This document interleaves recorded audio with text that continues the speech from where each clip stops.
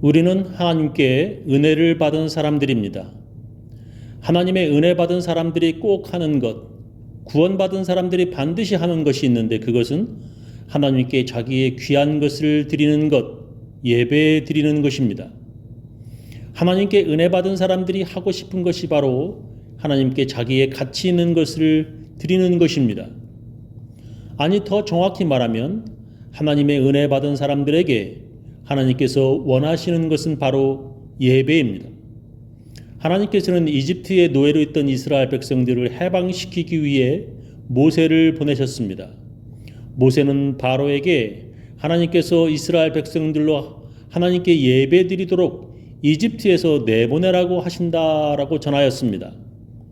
그러나 이집트 바로는 하나님의 말씀을 전하는 모세를 무시했고 그는 이스라엘 백성들을 내보내지 않았습니다.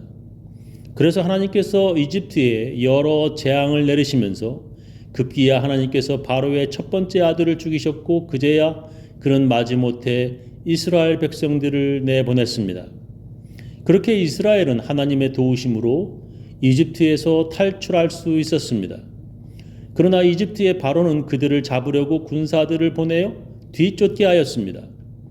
그러나 또 하나님의 도우심으로 홍해를 건너면서 이집트의 군사들은 모두 빠져 죽고 이스라엘 백성들만이 건너게 되었습니다.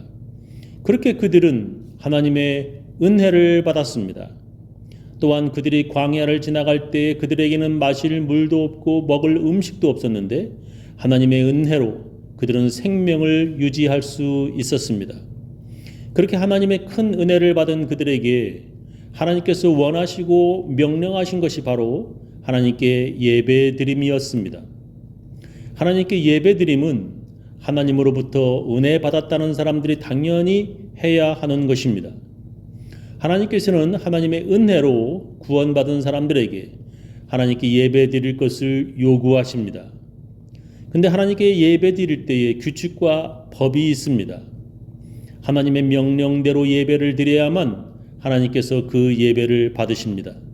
어떻게 하나님께 예배를 드려야 하는지 알아보겠습니다. 첫 번째는 흠 없이 예배드리는 것입니다. 하나님께서는 하나님께 예배드릴 때 흠 없이 드릴 것을 명령하십니다. 레위기 1장 3절에 보면 그 예물이 소의 번제이면 흠 없는 수컷으로 회막문에서 여호와 앞에 연락하시도록 드릴지니라 말씀하시고 또 1장 10절에 보면 만일 그 예물이 떼의 양이나 염소의 번제이면 흠 없는 수컷으로 드릴지니 하셨고 사람이 만일 화목제의 희생을 예물로 드리되 소로 드리려거든 수컷이나 암컷이나 흠 없는 것으로 여호와 앞에 드릴지니 말씀하셨습니다.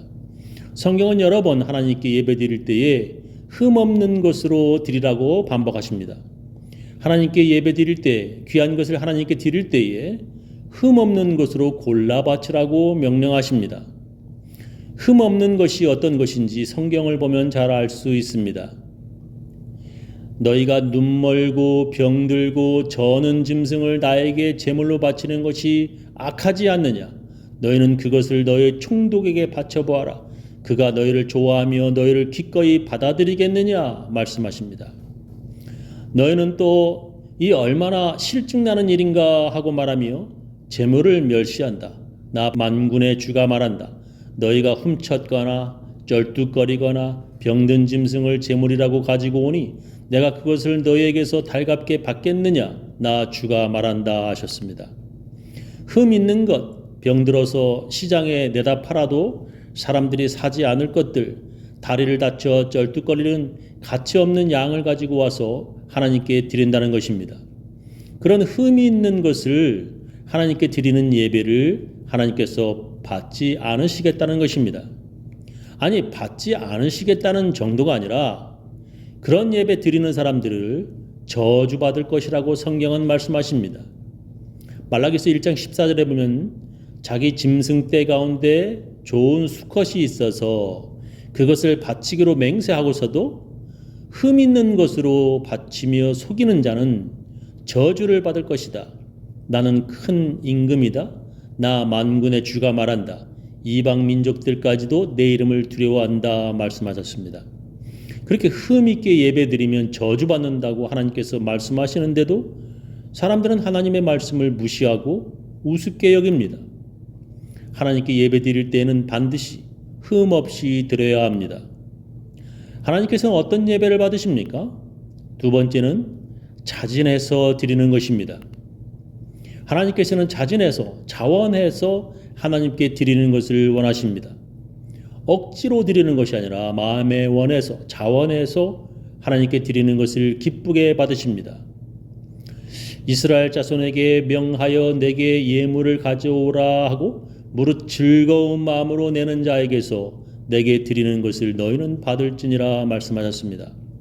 하나님께서 모세에게 말씀하시기를 하나님의 은혜 받은 백성들이 무릇 즐거운 마음으로 하나님께 드리는 것을 받으라고 말씀하셨습니다.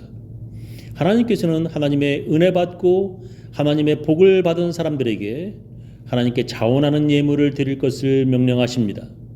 신명기 16장에 보면 네 하나님 여호와 앞에 7절을 지키되 네 하나님 여호와께서 네게 복을 주신 대로 네 힘을 헤아려 자원하는 예물을 드리고 라고 말씀하십니다. 하나님께 예물 드리는 것은 자기가 하나님께 복받은 것을 감사하며 드리는 것입니다. 하나님께 복받은 사람들이 감사해서 즐거운 마음으로 하나님께 예물 드리는 것을 하나님께서 기뻐하십니다.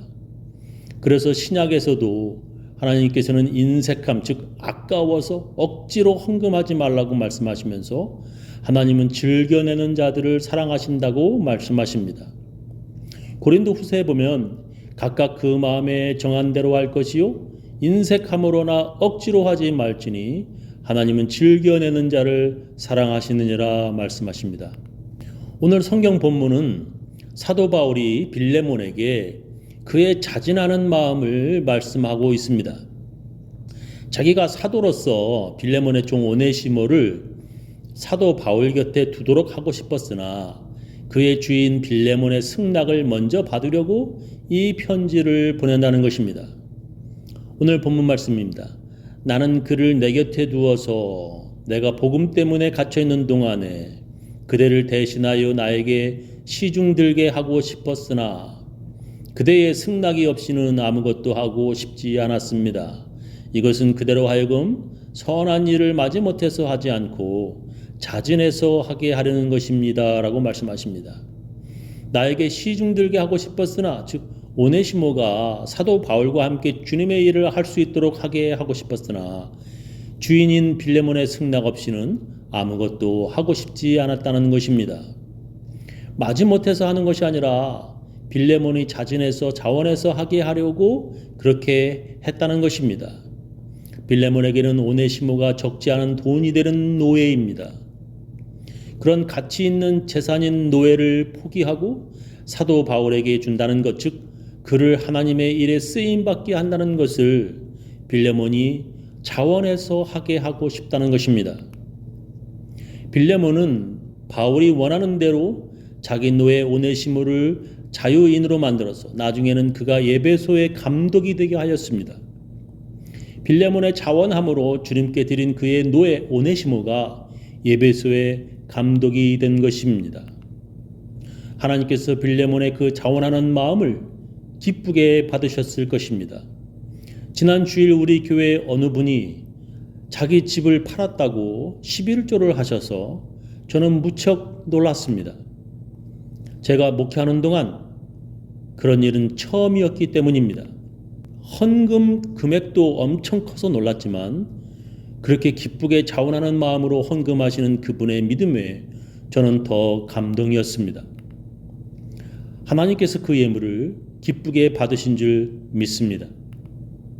또한 우리 큰딸 부부가 목사관 카펫이 너무 낡고 지저분한 얼룩이 많다고 카펫을 그 비닐 플랭크 플로어링하고 교체하도록 지정 헌금을 보내주었습니다. 그런 자원하는 마음으로 기쁘게 헌금하는 것이 목사가 보기에도 참 감사하고 기쁩니다. 하나님께서도 그런 자원하는 마음으로 즐거이 드리는 예물을 기쁘게 받으신다고 말씀하셨습니다. 저는 우리 교인들 모두 하나님께 자원하는 예물 드리며 살아서 하나님의 복 많이 받으시기를 예수님의 이름으로 축원합니다.